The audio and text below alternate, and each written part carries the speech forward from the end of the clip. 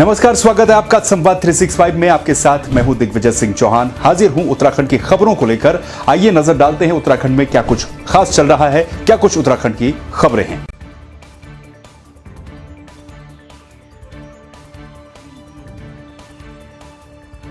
मुख्यमंत्री त्रिवेंद्र सिंह रावत ने लाल तप्पड़ फ्लाईओवर का निरीक्षण किया। इस दौरान मुख्यमंत्री ने वहां अधिकारियों और कर्मचारियों से कार्यों को लेकर जानकारी भी ली। मुख्यमंत्री को बताया गया कि 31 जनवरी तक फ्लाईओवर का काम पूरा हो जाएगा। दरअसल लाल तप्पड़ फ्लाईओवर देहरादून हरिद्वार के हाईवे पर स्थित है और इस फ्लाईओवर के बनने के बाद देहरादून हरिद्वार की दूरी और कम हो जाएगी। एलिफेंट कॉरिडोर एरिया होने की वजह से फ्लाईओवर बनने के बाद न सिर्फ इंसानों को बल्कि वन्य जीवों को भी सहूलियत होगी।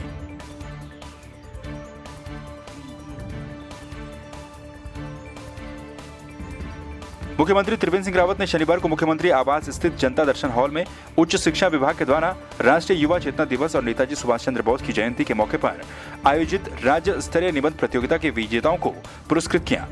इस प्रतियोगिता में प्रथम 3 विजेताओं को 1,75,000 और 50,000 रुपए की धनराशि का चेक दिया गया।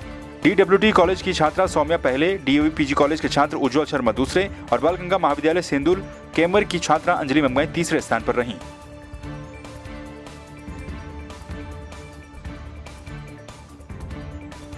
शनिवार को देहरादून के सुभाष रोड पर स्थित एक होटल में जम्मू कश्मीर से उत्तराखंड प्रशिक्षण के लिए आए निर्वाचित पंचायत प्रतिनिधियों के सम्मान में कार्यक्रम का आयोजन किया गया। कार्यक्रम में मुख्यमंत्री त्रिवेंद्र सिंह रावत ने पूरे प्रदेश में प्रशिक्षण और अध्ययन भ्रमण पर आए प्रतिनिधियों का उत्तराखंड में स्वागत करते हुए कहा कि उत्तराखंड देवभूमि है और अतिथि देवो भव हमारी परंपरा है। उन्होंने आशा व्यक्त की कि राज्य में त्रिस्तरीय पंचायतों की कार्यप्रणाली का अध्ययन कर पंचायत प्रतिनिधि अपने क्षेत्रों में विकास की दिशा तय करने के साथ ही लोकतंत्र की मजबूती के लिए भी कार्य करेंगे।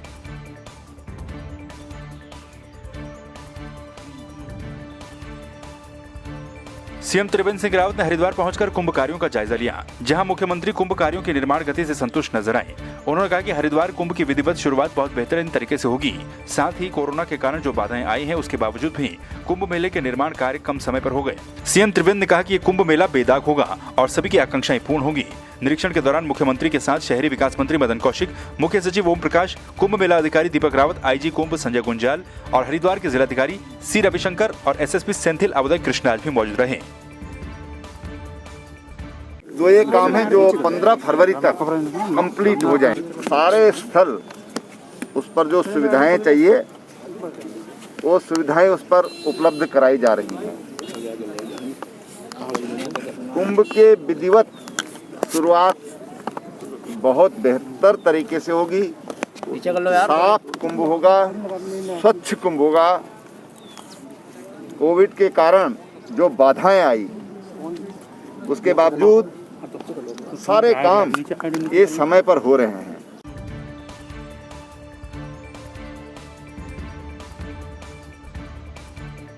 25 करोड़ रुपए की लागत से हरिद्वार के ग्रामीण क्षेत्र में मेडिकल सुविधाएं प्रदान करने के लिए दिव्य प्रेम सेवा मिशन मेडिकल कॉलेज खोलने जा रहा है। हरिद्वार के श्यामपुर कांगड़ी गांव में राष्ट्रीय स्वयंसेवक संघ के सर संचालक कृष्ण गोपाल, पतंजलि योगपीठ के महामंत्री आचार्य बालकृष्ण, सुप्रसिद्ध कथावाचक कौशल महाराज और उत्तराखंड सरकार के कैबिनेट मंत्री मदन कौशिक ने संयुक्त रूप से इस मेडिकल कॉलेज की नींव रखी। मेडिकल कॉलेज में नर्सिंग कॉलेज और पैरामेडिकल कॉलेज भी खोले जाएंगे। प्रेम सेवा मिशन पिछले लगभग 25 वर्षों से हरिद्वार में काम कर रहा है। इस 25वें वर्ष में एक नया आयाम मिशन के माध्यम से जुड़ रहा है, वो है divine college of medical sciences. इसमें डॉक्टर के अतिरिक्त जितने भी मेडिकल के सपोर्टिंग स्टाफ है वो सब उपलब्ध कराने के लिए, क्योंकि क्या है, उत्तराखंड एक ऐसा स्थान है जहाँ पर पलायन और बेरोजगारी की बड़ी समस्या है। उस समस्या को दूर करने के लिए उनको कैसे वो स्किल उनका उस योग्य हों और वो जॉब पा सकें, काम कर सकें, अपने पैरों पे खड़े हो सकें, इस नाते से इस पूरे कार्यक्रम की शुरुआत की गई है।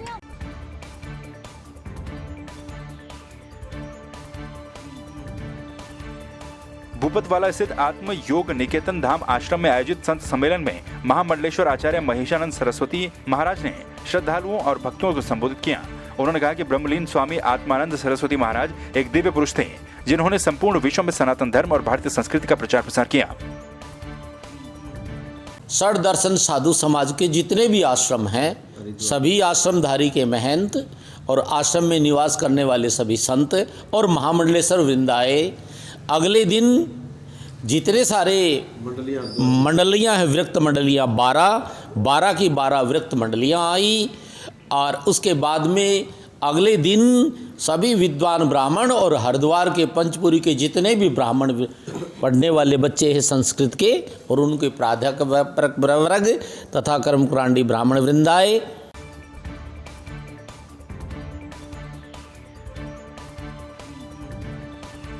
दक्षिण कालीपीठ मंदिर के पीठाधीश्वर और पंचायती निरंजनी अखाड़े के आचार्य महामंडलेश्वर स्वामी कैलाशानंद गिरी महाराज का तुलादान उत्सव काली मंदिर पीठ में आयोजित किया गया। अखाड़ा परिषद के अध्यक्ष महेंद्र नरेंद्र गिरी महाराज के शिष्य आनंद गिरी महाराज ने संतों के साथ मिलकर तुलादान उत्सव का आयोजन किया। तुलादान किया गया और तुलादान हमारे बहुत प्रिय और हमारे पूज्य नरेंद्र गिरी जी महाराज जो हमारे अखिल भारतीय अखाड़ा परिषद के राष्ट्रीय अध्यक्ष हैं, उनके उत्तराधिकारी हमारे बहुत प्रिय शिष्य पूज्य आनंद गिरी जी महाराज के द्वारा यह तुलादान किया गया। तुलादान हमारी परंपरा अनादिकाल से है।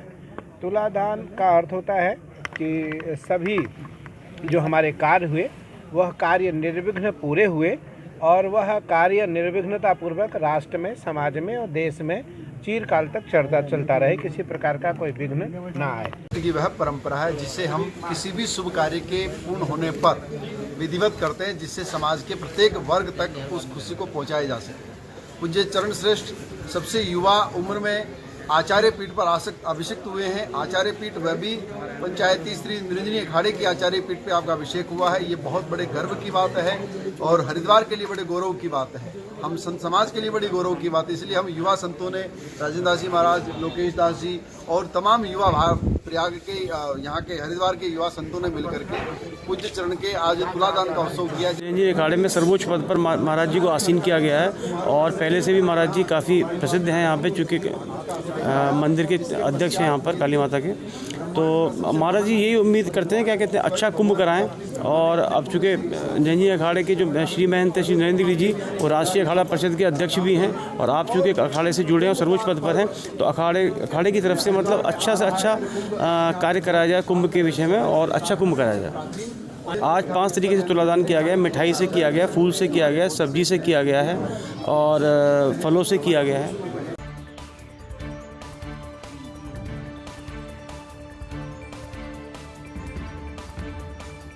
चारधाम परियोजना के पीछे भले ही सुनहरे भविष्य की बड़ी आशा छिपी हो, लेकिन चारधाम सड़क परियोजना में सड़क चौड़ीकरण के कार्यों से लोगों को भी परेशानियां उठानी पड़ रही हैं। रुद्रप्रयाग तिलवाड़ा के बीच निर्माण कार्य के कारण केदारनाथ राष्ट्रीय राजमार्ग को घंटों तक बंद रहना पड़ता है, जिससे लोगों को काफी समय जाम में गुजारना पड़ता है।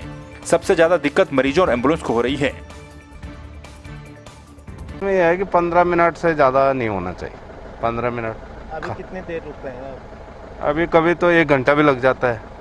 ये तब दिक्कत है, किसी को कहीं जाना है तो ब्रांच रोड की गाड़ी पकड़नी है, वो नहीं मिलती है, यह है समस्या। लेकिन अगर जाम नहीं लगेगा तो रोड का काम भी नहीं होगा। हाँ, लेकिन सब लोगों का ध्यान रखना चाहिए, रोड भी बननी चाहिए और जो लोग जल्दी वाले हैं उनका भी ध्यान होना चाहिए।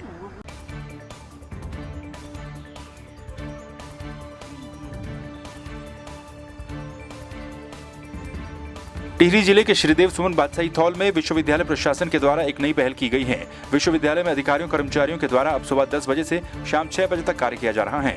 विश्वविद्यालय के कुलपति पीपी ध्यानी ने कहा कि विश्वविद्यालय को 9 वर्ष हो चुके हैं। विश्वविद्यालय में मानव संसाधन की कमी है, अब कार्य पेंडिंग न पड़ जाए, इसके लिए यह फैसला लिया गया है।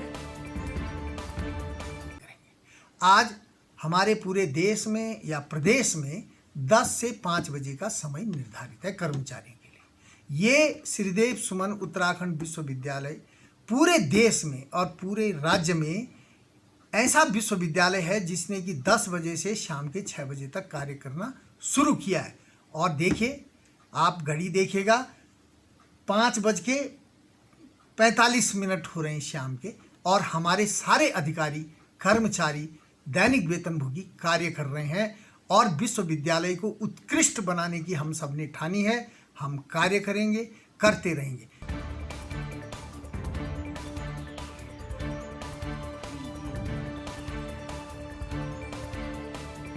टिहरी पुलिस और एसओजी की टीम को बड़ी सफलता मिली है। टीम ने मुनि की रेती थाना क्षेत्र से बाघ की खाल के साथ एक व्यक्ति को गिरफ्तार कर लिया, जिसकी अंतर्राष्ट्रीय बाजार में कीमत 10 लाख बताई जा रही है।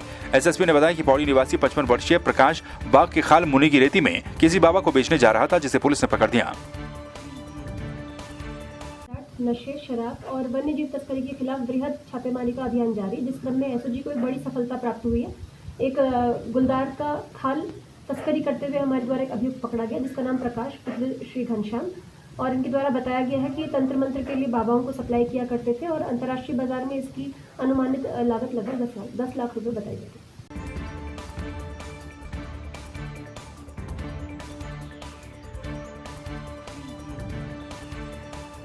नई टिहरी में उत्तराखंड जनता पार्टी के कार्यकर्ताओं का सम्मेलन हुआ, जिसमें कई लोगों ने पार्टी की सदस्यता ग्रहण की। इस मौके पर उत्तराखंड जनता पार्टी के केंद्रीय अध्यक्ष दिनेश धनाई ने कार्यकर्ताओं के साथ 2022 को लेकर रणनीति पर चर्चा की और कार्यकर्ताओं को एकजुट होकर चुनाव की तैयारियों में जुटने को कहा। दिनेश धनाई ने कहा कि 2022 का चुनाव उत्तराखंड जनता पार्टी के लिए चुनौती है और हम उत्तराखंड के जल, जंगल, जमीन और बेरोजगारी को लेकर जनता के बीच में जाएंगे। उत्तराखंड के जो उत्तराखंडियत को बचाने के लिए हमने पार्टी गठन किया और आज कार्यकर्ताओं को जो आगामी चुनौतियां हैं हमारे सामने, उन चुनौतियों से लड़ने के लिए तैयार रहने के लिए और जो आगामी जितनी भी हमारे सामने जो चुनौतियां उनका कैसे हमने उनका मुकाबला करना है, उसके लिए कार्यकर्ताओं की आज ये बैठक है हमारी। और इस बैठक में हर कार्यकर्ता को हम आने वाली चुनौतियों के लिए तैयार करेंगे और उनको दिशा निर्देश देंगे कि किस तरह जनता के बीच में जाना है, जन समस्याओं को लेकर लड़ना है और जन समस्याओं को उठाना भी है।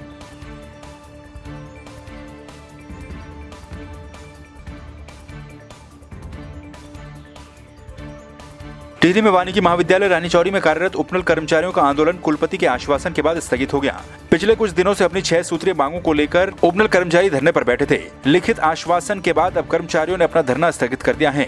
अगर 27 जनवरी तक उनकी मांगे पूरी नहीं होती तो उन्होंने फिर आंदोलन की चेतावनी दी है। आज हमारे धरना प्रदर्शन का ये तीसरा दिन था और कल जो हमारी माननीय कुलपति महोदय से वार्ता हुई है और वार्ता में हमें अधिष्ठाता कार्यालय से लिखित रूप में आश्वासन दिया गया है कि आप 3 दिनों तक उन्होंने धरना समाप्त करने का अनुरोध किया था। इस पर हमारी जो कार्यकारिणी और उपनल के जो कर्मचारी साथी हैं, उन्होंने निर्णय लिया है कि 3 दिन तक हम अपना कार्यक्रम स्थगित रखेंगे और यदि हमारी मांगों पर 27 तारीख को जो बैठक कुलपति महोदय के साथ है उसमें विचार नहीं किया जाता है, हमारी मांगों पर सकारात्मक निर्णय नहीं लिया जाता है, तो निश्चित तौर पे 28 तारीख को ये धरना पुनः जारी रहेगा।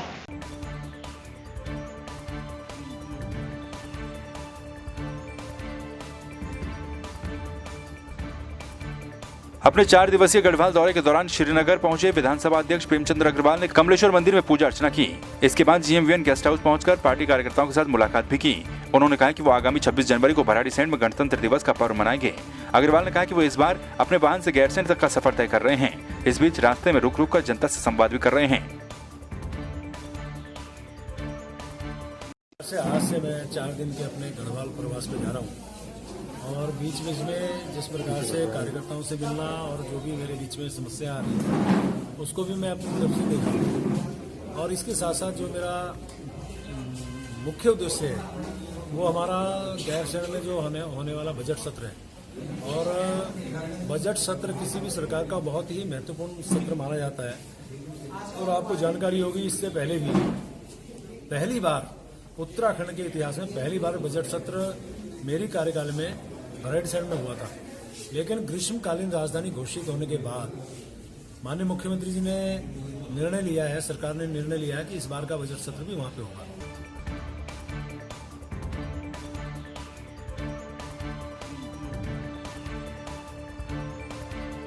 गंगोलीहाट विधानसभा के अंतर्गत अधिकांश पशु सेवा केंद्रों में लंबे समय से ताले लटके हुए हैं। क्षेत्र में 13 पशुधन केंद्रों में से 9 पशुधन केंद्रों में लंबे समय से ताला पड़ा है, जिससे आए दिन पशुपालकों को पशु बीमार हो जाने पर बेरीनाग और गंगोलीहाट तहसील मुख्यालय के चक्कर काटने पड़ते हैं। पशुपालन से सरकार की ओर से कोई भी लाभ नहीं मिल रहा है। जो हमारे प्राचीन समय में कुछ लोग मतलब जो है कि इस चीज़ के विषय में बदिया बनाना दूसरा करने में जानते थे, उन लोगों ने वो काम छोड़ दिया और आज हमें दर दर रखना पड़ रहा है और हमारे बच्चे हमारे मतलब जो है कि पशु सारे वैसे ही पड़े हुए। और दूसरा कृत्रिम गर्भाधान के लिए हमारे पास कोई साधन नहीं है और इसमें पशुधन कैसे आगे बढ़ेगा और जिससे हमारे कृषकों को गांव में पशु भैंस गाय पालने में बहुत ज़्यादा असुविधा हो चुकी है। अभी बहुत दुखी हूँ और माननीय मंत्री जी को मैं लगातार 2-3 दिन से फ़ोन से संपर्क कर रही हूँ और मंत्री जी कभी बैठकों में बता रहे हैं और कभी फ़ोन से बात नहीं हो पा रही है, फ़ोन रिसीव नहीं कर पा रही है। और मेरे डायरेक्टर साहब से जो बात हुई उन्होंने यही बताया कि माननीय मंत्री जी के रिक्वेस्ट से ही हम लोगों ने जिसको जहाँ अटैच किया है माननीय मंत्री जी के रिक्वेस्ट से ही किया है। मैडम आप उन्हीं से बात करिए, तो मैं उनके लिए पत्र भी बना रही हूँ और मैं बात करूँगी।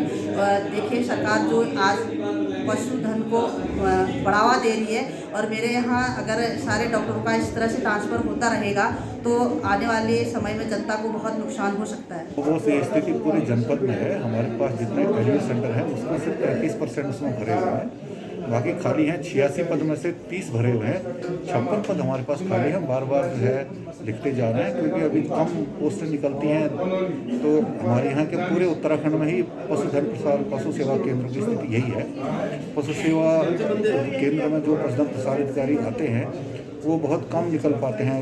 हमारा ऋषिकेश में इसका ट्रेनिंग सेंटर है, इस कारण से ये स्थिति बनी हुई है। जैसे ही हम शासन से मांग करते रहते हैं, जैसे वो देते हैं, पूरे जनपद में 2 या 3 केंद्रों के लिए हम ये मांग पूरी कर पाते हैं।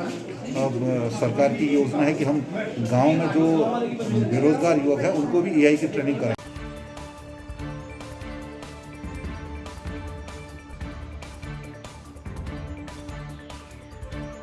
बेरीनाग में विश्व प्रसिद्ध पर्यटन स्थल पाताल भुवनेश्वर को पर्यटन की दृष्टि से विकसित किया जाएगा, जिससे यहां पर पर्यटन को बढ़ावा मिल सके।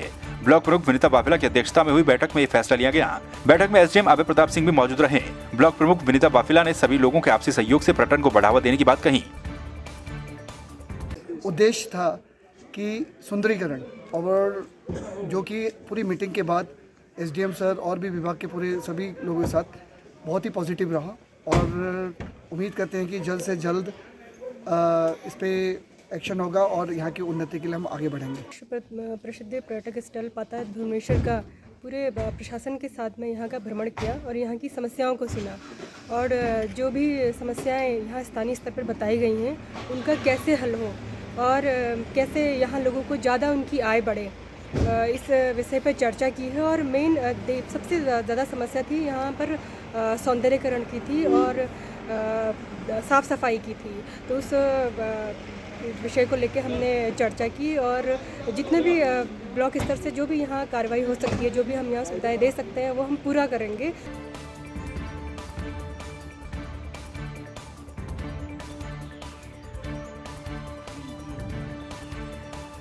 कांग्रेस पार्टी पूरी तरह से आगामी विधानसभा चुनाव की तैयारियों में जुट चुकी है, जिसे देखते हुए पिथौरागढ़ जिले के प्रभारी भुवन चंद्र कापड़ी ने वीण ब्लॉक सभागार में कार्यकर्ताओं के साथ बैठक कर चुनाव की तैयारियों को लेकर विचार विमर्श किया। इस दौरान उन्होंने कार्यकर्ताओं से हर बूथ और गांव-गांव जाकर जनता से संवाद करने को कहा।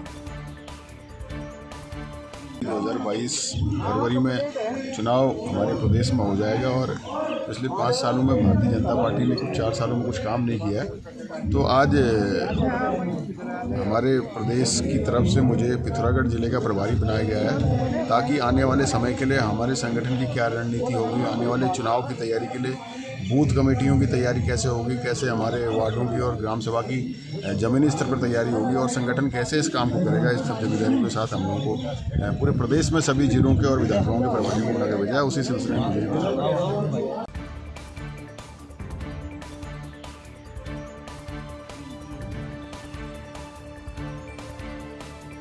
सरकार जनता के द्वार कार्यक्रम के तहत जिलाधिकारी विजय कुमार जोगदंडे ने कनालीशीना ब्लॉक के मत्स्य गांव डुंगरी का दौरा किया। इस दौरान जिलाधिकारी ने गांव में संचालित विकास कार्यों के स्थलीय निरीक्षण के साथ ही ग्रामीणों के द्वारा किए जा रहे स्वरोजगार और आजीविका संबंधित कार्यों का भी निरीक्षण किया। साथ ही ग्रामीणों से बातचीत कर उनकी समस्याएं भी सुनी। डुंगरी ग्राम पंचायत में मत्स्य पालन विभाग द्वारा बहुत अच्छा कार्य किया गया है और जनपद स्तरीय समिति द्वारा डुंगरी में फिशरीज का ग्रोथ सेंटर भी प्रस्तावित किया गया है। शासन स्तर पर हमने प्रस्ताव भेजा है। वर्तमान में डुंगरी ग्राम पंचायत में 140 मत्स्य तालाब निर्माण किए जा चुके हैं और भविष्य में वहां पर मत्स्य पालन के क्षेत्र में और वृद्धि करने की कार्य योजना भी बनाकर शासन को प्रेषित किया गया है। जल्द ही स्वीकृति प्राप्त होने की संभावना है, जिससे क्षेत्र के विकास में काफ़ी लाभ मिलेगा। डुंगरी में 140 तालाब जो बनाए गए हैं, इसमें लगभग 60 कृषकों द्वारा प्रतिभाग किया गया है। कुछ कृषकों के पास में 1 से 2 तालाब भी उन्होंने अपना किया है। ट्राउट फार्मिंग में अभी हम लोग वहाँ प्रयास कर रहे हैं। साथ में अभी वर्तमान में जो कार्प मछलियाँ हैं, सिल्वर कार्प, ग्रास कार्प और कॉमन कार्प, इसका भी वहाँ पे उत्पादन किया जा रहा है और कृषकों के बीच में काफ़ी अच्छी प्रगति, उसमें आर्थिक विकास भी हो रहा है। तो आपने देखा उत्तराखंड में क्या कुछ खास चल रहा है, क्या कुछ उत्तराखंड की खबरें रही। एक बार फिर से आपके सामने हाजिर होंगे उत्तराखंड की कुछ और खबरों के साथ। तब तक के लिए आप बने रहिए संवाद 365 के साथ। नमस्कार।